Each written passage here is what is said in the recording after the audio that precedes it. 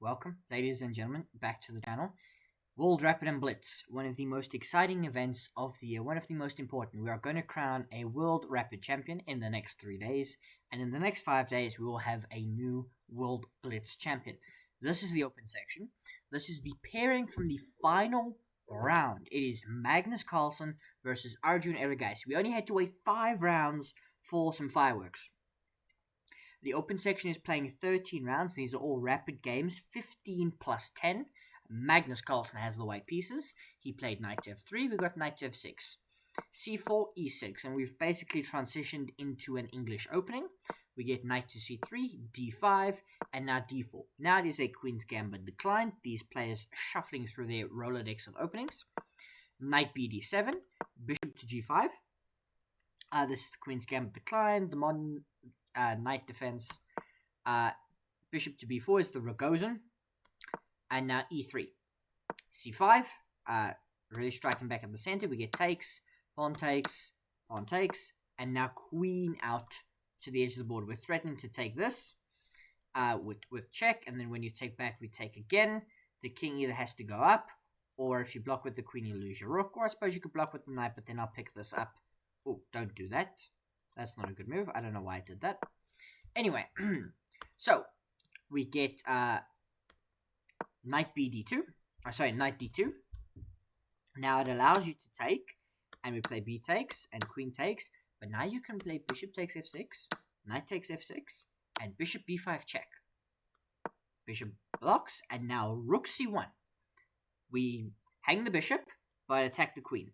Now, you and I might consider this. But unfortunately, you don't get enough material because you're not able to take the rook, although the bishop is quite powerful. So you're not quite able to sacrifice your queen because you're not taking the rook. If the queen were defended, that would be a different story. So queen a5. By the way, after queen a5, Magnus Carlsen is down to 7 minutes and 50 seconds. Arjun's on 13 minutes. So Magnus has been surprised in the opening just a little bit, and he's now thinking. We play bishop takes d7, knight takes d7, and now short castles from Magnus Carlsen. Knight takes c5, knight to b3, knight takes b3, queen takes b3, and now short castles. And now this is the position that we have to play. Magnus Carlsen is down a pawn. He's down to 6 minutes and 50 seconds to Arjun's 12 minutes and 19. Everything is in the favor of the young Indian player. He's up a pawn, he's up on time. The problem is that he is basically in an endgame now against Magnus Carlsen. All the heavy pieces are on. It is a heavy piece endgame / middle game. This is the target, straight up, and Magnus Carlsen can probably take it, which he does. That pawn advantage is now gone. Queen takes b7, but queen takes a2. Magnus will look to win this, but his main problem is dealing with this outside pass pawn. It needs to be 1. So we go play rook a1.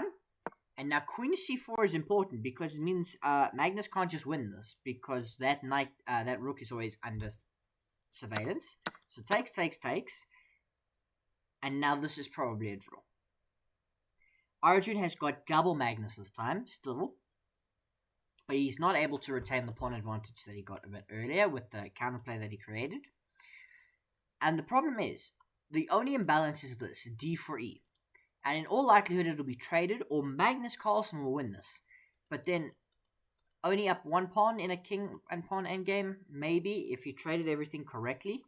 But Arjun's got enough time to probably hold this. He invests the time now, he invests 2 minutes, and plays rook to c8. We get h3, the king gets some loft, h6, same idea. Rook to d1 now, putting pressure on black's only real weakness. But now queen e2. Queen a4. Defending. And getting ready to try and go and win this.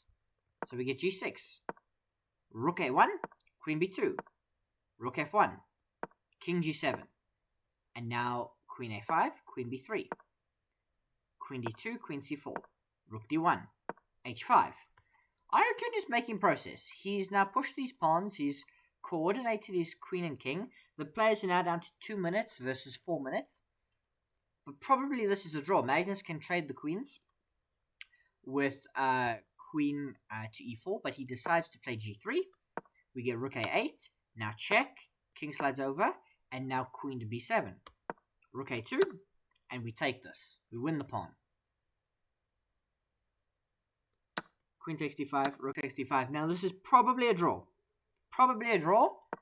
But how much are the players willing to just let it be a draw? They're going to continue playing. Magnus Carlsen will try and play this for a win. Because you have to continue to win. You have to continue to win. And I will show you why it is important that Magnus continues to win in just a moment. As he gives checks.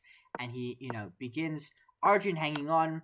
Arjun's got more time. But there's not really much you can do. You can only make so much progress. In fact, Magnus Carlsen sacrifices the pawn on g3. To try and get the king in and win this. So we go here. And he's just not going to be able to do it. The king gets in the way. We win this.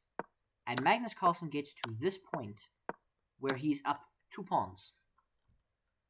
Magnus Carlsen's got this. He's got 2 pawns up against Arjun Erigaisi.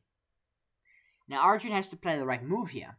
Because if Magnus is able to play this and trade the rooks, he wins. But rook a3 gets out the way. And this configuration with rooks on the board is a draw. King slides over. And this is a draw. Arjun is going to have to demonstrate the proper technique. And I will show you in just a moment where the proper technique was not played through. But yeah, Arjun is not going to blunder this. Surely he's not. He does all he can. All he can. Magnus is going to try and squeeze water from stone. But it's not to be today. Arjun Erigaisi is going to hold Magnus Carlsen, who has to give up 1 pawn. And then eventually check. And this pawn will be stopped. Because you'll be forced and you'll either continue to give checks or you can't get close enough and you'll have to abandon this. So it is a draw and Magnus Carlsen was held by Arjun Erigaisi. We now need to change camera settings. Yes. Okay. So let's look at the event overall. So there are 5 leaders in terms of the results. 5 leaders after 5 rounds. So they are Magnus Carlsen, Arjun Erigaisi, Maxime Vachier-Lagrave, Vladislav Artemiev, and Gukesh Damaraju. Gukesh, by the way, had a very interesting day. Because in his first round matchup that I'm going to show you now, he had a very lucky escape. A very lucky escape. Because at this point in time, king to f2, he was losing against Sean Rodriguez from Canada, who's gone on to get only 2 points out of 5. He was beating the world champion. Here we had bishop takes d2, and he lost all of this. But the problem is it's opposite colored bishop, so Gukesh was always going to have drawing chances, and eventually g6 was the wrong move. The winning move here, or moves, would have been to play h5, to play a8 queen, you can just get rid of it, or to play a8 rook. To promote this pawn, or to play h5. h5 the only really winning idea. Unfortunately, went with the wrong pawn, and that allowed c3. Clutch move from Gukesh, who then plays king takes d3. By the way, king takes d3, brilliant move because you sacrifice the bishop. Not really, because then this would promote. But bishop f5, and you take this. And now that's 1, and when the bishop drops back, it's just a draw, because you can't push through, it's opposite colored bishops. And Gukesh survived, and he didn't just survive once. In fact, oh, did he win the game? Against, was it this game? Yes, it was. I told you there was proper technique needed. This position is what I'm talking about. Where we had this position. Rook takes h7. This is a draw. We just saw this position with rooks on the board. Magnus Carlsen versus Arjun Erigaisi. Should be a draw. Rook f4, though, was the wrong move. And now rook g7. And the rook dropped back to g5, which was a mistake from Gukesh. And now it should be a draw. Should be a draw. Should be a draw. Should be a draw. Wrong way. Rook shouldn't have moved. And now we can push. And 1 pawn is going to be enough. And it's going to get through. And the king got trapped on the wrong side of the board. So Gukesh had a very, very interesting day. In terms of everything else, Maxime Vachier-Lagrave got very comfortable victories in the first 2 rounds against Nicola Anthony and Andrew Zehong. A drew with Alan Pichot, who just had that game against Gukesh. and then 2 wins in the next 2 rounds, including in round 5 defeating Alexander Grishuk. Magnus Carlsen defeated Lorenzo Lidici, David Parvanyan, Eduardo Esudra Bonelli, and David Anton, so 2 Spanish players in there, before drawing Arjun Erigaisi. He's going to play Maxime Vachier-Lagrave in round 6. Arjun Erigaisi is going to get Vladislav Artemiev.